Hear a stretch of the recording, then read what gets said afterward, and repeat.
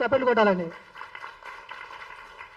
ఇంకోటి ఏంటంటే ఇది ఒకటి వీడియో వినిపిస్తానండి. ఒకసారి మీడియా మిత్రులు అన్నా దీన్ని చాలా ఫోకస్ చేయండి.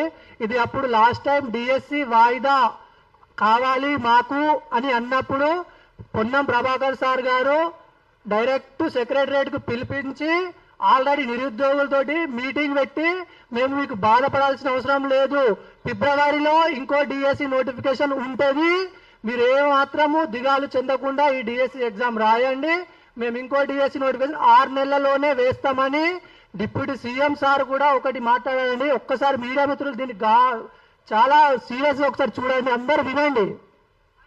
నిర్వహించేందుకు సిద్ధంగా ఉన్నామని 5 నుంచి 6,000 పోస్టులు భర్తీ చేస్తామని చెప్పారు. డిఎస్సి వాయిదా వేస్తే పేద విద్యార్థులకు నష్టం జరుగుతోందన్నారు. విద్యార్థులు ఆందోళన చెందవద్దని సూచించారు భట్టి విక్రమార్క.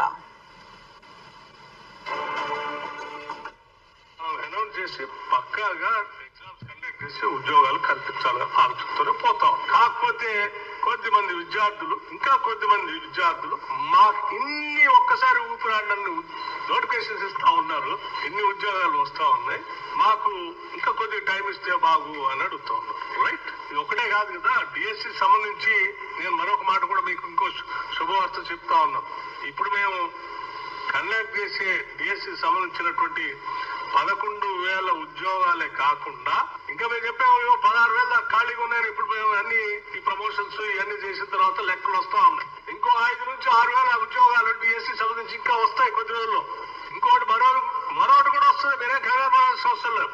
చదువుకున్న విద్యార్థులు అందరూ కూడా మంచిగా రాయండి. మీరు ఇదే ఆఖరిది కాదు, చివరిది కాదు, ఇంకో అవకాశం కూడా వస్తుంది. ఇంకా ఉన్నాయి ఉద్యోగాలు చేసి ఇంకోటి ఇట్లా సాక్షాత్తు డిప్యూటీ సీఎం ఏరికోరి తెచ్చుకున్న మన గవర్నమెంట్, కాంగ్రెస్ గవర్నమెంట్ కోసం ఇక్కడ ఉన్న నిరుద్యోగులందరూ ఒక్కొక్కరు అందరి కాళ్ళ వేళ్ళ పడి మాకు కాంగ్రెస్ ప్రభుత్వం వస్తే గవర్నమెంట్ జాబ్స్ వస్తాయని దాదాపు జస్ట్ ఓడిపోయింది 1%. మీడియా మొత్తం అయినా కూడా యూట్యూబ్ సోషల్ మీడియా యూత్ మొత్తం తలుచుకొని కాంగ్రెస్ పార్టీని గెలిపించుకుంటే మాకు కాంగ్రెస్ పార్టీ ఇచ్చే గుణపాఠం ఇది. అప్పుడు వాయిదా అంటే 6,000 అని అన్నారు, ఇప్పుడు తీరా చూస్తే మొత్తం పోస్టులు ఖాళీగానే లేవు.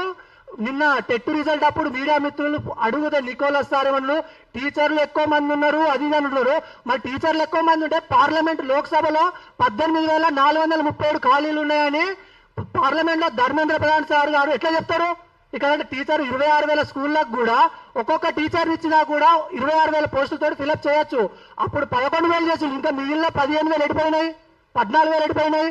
ఇంకోటి ఏంటంటే ఇక్కడ అందరూ ఇంకోటి డిఎస్సి నోటిఫికేషన్ కోసము కొట్లాడేటప్పుడు అందరము దాదాపు ఇక్కడ ఉన్న డిఎస్సి ఇక్కడ స్టేజ్ మీద ఉన్న వాళ్ళు అందరికీ కొందరు బస్సు యాత్ర చేసిళ్ళు, కొందరు ఊర్లపై కాళ్ళు మొక్కిరు.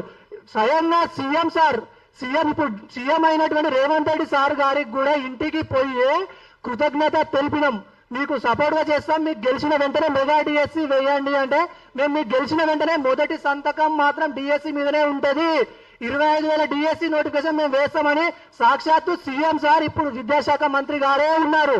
ఆయనకు తెలియదా వేయాలని? 11,000 వేసిండు, చేతులు దులుపుకున్నాడు. ఇప్పుడు ఏమన్నంటే 27,000 స్కూళ్ళని నేను 4,000 స్కూల్ ఇస్తా అంటున్నాను. అసలు విద్యాశాఖ మంత్రి మీద ఉంది కదా సార్, ఐఏఎస్లు ఐపీఎస్లు ఉన్నారు కదా, 27,000 స్కూల్ 4,000 ఎట్లా కుదిస్తా అని అంటారు మీరు మీడియా ముందు? ఒకసారి ఇక్కడ విద్యార్థులు ఓన్లీ ఏదో నిరుద్యోగులు డిఎడ్ బిఎడ్ అభ్యర్థుల ప్రాబ్లమే కాదు, ఇది టోటల్ గా తెలంగాణ విద్యా వ్యవస్థ మీద పోరాటం. అందరేదో ఇదే నోటిఫికేషన్ వస్తే జాబ్ వస్తుంది, మనమేదో వచ్చేది. రేపు భావి భారత పౌరులను తీర్చిదిద్దేది ఉపాధ్యాయులు. కనీసం ఆ ఉపాధ్యాయ పోస్టుల మీద కూడా చిత్తశుద్ధి లేని గవర్నమెంట్ ఏదన్నా ఉందంటే దాదాపు బీఆర్ఎస్ దాదాపు 10 సంవత్సరాల వరకు ఒకటే డిఎస్ చేసిళ్ళు.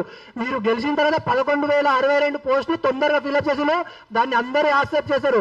కావాలని మీకు చప్పేటోడు కూడా సన్మానం చేస్తాము. 11,000 తొందరగా ఫిల్అప్ చేసాడు, చాలా సంతోషం.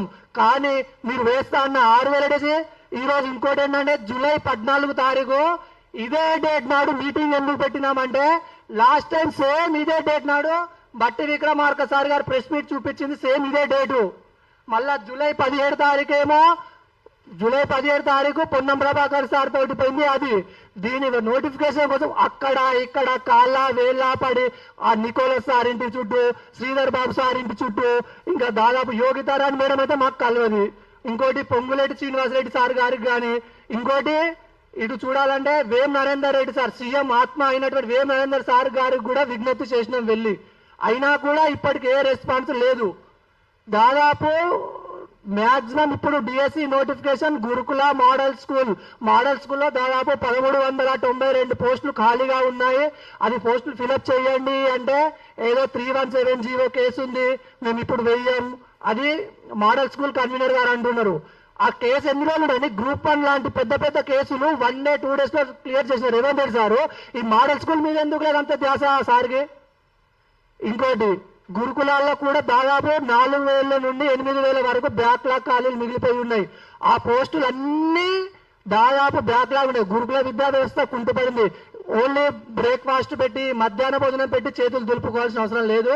మొట్టమొదటిగా విద్యాశాఖ డెవలప్ కావాలి అంటే టీచర్ ముఖ్యం, తర్వాత ఇన్ఫ్రాస్ట్రక్చర్. మీరు ఒకటి ఆరుట్ల మోడల్ స్కూల్ అని పెట్టిలు, అదేదో ఒక స్కూల్ పెట్టే కంటే ఊర్లో ఉన్న ప్రభుత్వ పాఠశాలకు ఒక్కొక్క స్కూల్ కి 1 లక్ష కేటాయించిన దాదాపు 27 లక్షలు అవుతాయి.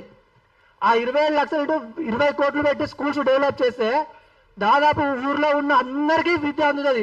మీరు కూడా కేసీఆర్ సార్ లాగా ఊర్లో విద్య అందుతే వీళ్ళంతా విద్యావంతులై చైతన్యవంతులై మమ్మల్ని కూడా ఏదో అంటారు, మమ్మల్ని ఎదిరిస్తారు అని అనుకుంటున్నారు కావచ్చు. మాకు ఇప్పటికి కూడా మీ మీద ఒకటి కాంగ్రెస్ గవర్నమెంట్ అంటే డిఎస్సి నోటిఫికేషన్ వేస్తుంది అనే నమ్మకం ఉన్నది. మేము ఇక్కడ వచ్చిన వాళ్ళందరూ ఒక్కొక్కళ్ళు పుస్తకాలు తాడు ఇంట్లో కుదబెట్టుకొని భూములు జాగలు అన్ని పట్టా పాస్బుక్ అన్ని పెట్టుకొని మరీ ఇక్కడ వచ్చి చదువుతున్నారు. చాలా మంది పేద విద్యార్థులు, చదివేది కూడా గ్రామీణ ప్రాంత విద్యార్థులు అందరూ. కాబట్టి రేవంత్ రెడ్డి సార్ మీ గెలుపు కోసం మేము ఎంత కృషి చేశామో మీకు తెలుసు. మేము మీకు ఏ ప్రాబ్లం వచ్చినా ఒక అన్నలాగా ఉంటా అని గెలిచిన జూలై 7 ఎల్బీ స్టేడియం ముందే మీరు చెప్పారు. కాబట్టి మాకు ఇప్పుడు అన్నలాగా డిఎస్సి నోటి, నాకు ఏ రాజకీయంతో సంబంధం లేదు. ఇక్కడ చాలా మంది తిరిగే వాళ్ళని ఏమనుకుంటారంటే ఏదో రాజకీయ సంబంధం ఉంది వీళ్ళకు, వాళ్ళు పెయిడ్ బ్యాచ్ వీళ్ళు పెయిడ్ బ్యాచ్ అంటున్నారు. ఇప్పుడు మేము ఇక్కడ ప్రోగ్రాం పెట్టుకోవడానికి తలా ఒక 200-300 చందాలు వేసుకొని మరి అందరిని అడిగి మరీ చేసుకుంటున్నాం.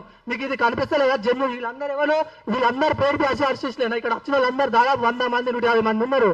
వీళ్ళందరూ ఎట్లా వచ్చిందో ఒక్కొక్కళ్ళకి డిఎస్సి ఎగ్జామ్ గురుకుల మోడల్ స్కూల్ రాయాలంటే టెట్ లో క్వాలిఫైడ్ కావాలి. ఒక్కొక్కళ్ళకి టెట్ లో నిన్న రిజల్ట్ వస్తే ఒక్కొక్కరు 123, 128, 133, 134 మార్క్స్ ఉన్న వాళ్ళు కూడా వీళ్ళందరూ కూడా పెయిడ్ బ్యాచ్లేనా? మీరు అసలు ఇంటెలిజెన్స్ సార్ మీరు కూడా ఒకసారి ఇప్పుడు ఉన్న వాళ్ళందరూ దయచేసి ఏమనుకోకుండా మా నిరుద్యోగుల పక్షాన మీరు సీఎం సార్ కు కరెక్ట్ ఇంటెలిజెన్స్ సార్ మీరు కంపల్సరీ ఇది దృష్టికి తీసుకొని పోయి మా నిరుద్యోగులు ఇప్పుడు ఉన్న వాళ్ళందరూ డిఎస్సి అభ్యర్థులే. డిఎస్సి అభ్యర్థి ప్రతి రేవంత్ రెడ్డి సార్ కు డిఎస్సి మీద స్పష్టమైన అవగాహన ఉన్నట్టు ఉన్నది. విద్యాశాఖ మీద అది ఇది మాట్లాడుతుండు కానీ టీచర్ ఉద్యోగాల భర్తీ అంటే రేవంత్ రెడ్డి సార్కి ఇష్టం. కాబట్టి మీరు ఇప్పుడు దయచేసి 17,000 టీచర్ పోస్టులు ఖాళీలు ఉన్నాయి. ఇంకోటి 10,000 వరకు మొన్న ప్రమోషన్లు ఇచ్చిళ్ళు. ఇంకోటి ఆ గురుకుల మోడల్ మొత్తం టోటల్ 25,000 పోస్టులు ఉన్నాయి. కాబట్టి అన్ని జిల్లాలో సమన్వయంగా పోస్టులు ఉండేలాగా డిఎస్సి నోటిఫికేషన్ వేయండి. ఇది మేమేదో మీకు ఆర్డర్ చేస్తలేము. దాదాపు ఒక అన్న మీరు అన్నారు, మీరు అదే అన్న, మీరు మాకు అన్న ఇప్పుడు కాబట్టి ఆ అన్న ప్లస్ లో ఉండనే అడుగుతున్నాం. ప్రతి ఒక్క మినిస్టర్లైనా అన్నని ఒకటే కోరుతున్నాం రిక్వెస్టెడ్ గా. మేము రోజు సెక్రటరేట్ చుట్టూ విద్యాశాఖ ఆఫీస్ చుట్టూ వాళ్ళకి మేము పోస్టులు లేవు మేము లేవని అంటే అసలు విద్యాశాఖ మీద మేము రోజు తిరిగితే చెప్పులు అడుగుతున్నాయి తప్ప తిరిగి కళ్ళు లోపడిపోతున్నాయి. కాబట్టి మీరందరూ ఒక్కసారి దయచేసి ఇంటెలిజెన్స్ అన్న సార్ మీరు కూడా కొంచెం దయచేసి జెన్యూన్ ఇన్ఫర్మేషన్ ఇదంతా దీంట్లో ఏ ప్రాపగండా లేదు ఏం లేదు.